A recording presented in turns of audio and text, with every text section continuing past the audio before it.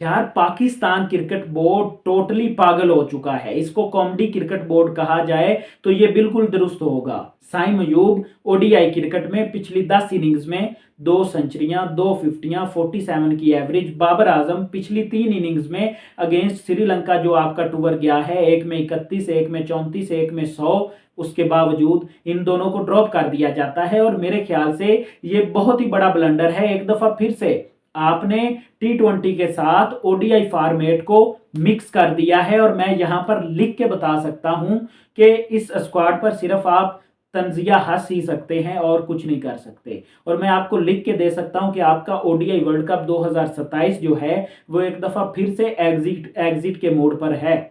2027 का world cup जो है ना, वो आपका बिल्कुल एक दफा फिर से तबाही के दहाने पर खड़ा है। अगर ये आकिब जवेद और यही पीसीबी चेयरमैन रहा तो आपका 2027 का वर्ल्ड कप भी गया भाईजान। भूल जाओ कि आप जीतोगे या सेमीफाइनल में पहुंचोगे या कोई तीर मारोगे।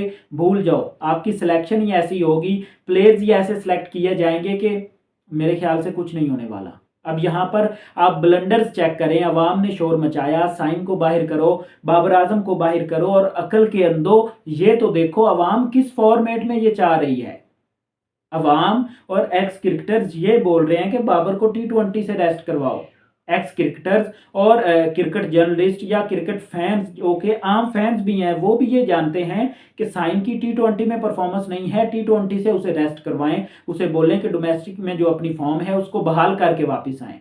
लेकिन नहीं, ओडीआई में जहां पर उसकी बेहतरीन एवरेज है, ओडीआई में जहां पर उसकी बेहतरीन उसने इनिंग्स खेली हैं, वो आपको याद हो ऑस्ट्रेलिया में साइम अयूब ने कमाल की 2 इनिंग्स खेली थी। आपको याद हो साउथ अफ्रीका में बैक टू बैक 2 जो सेंचुरियां लगाई थी साइम अयूब ने।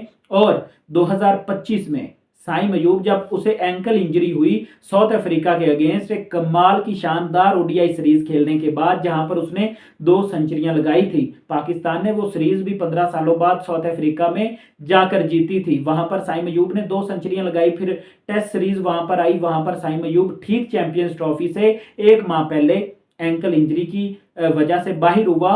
तो चैंपियंस ट्रॉफी में ये बोला गया कि पाकिस्तान ये चैंपियंस ट्रॉफी हार गया है क्योंकि साइम अयूब बाहर हो चुका है। यानी कि इतना बड़ा ओडीआई का वो प्लेयर आपने बना दिया था, तो क्या अभी चैंपियन ट्रॉफी को जुमा 8 दिन हुए हैं, यानी कि साल ही हुआ है ना। तो साल बाद आपका वो साइम अयूब कहीं गुम हो गया है, या वो आपका प्लेयर जिसकी वजह से आपने चैंपियंस ट्रॉफी से एग्जिट हो गए थे, क्या वो प्लेयर खत्म भी हो गया है।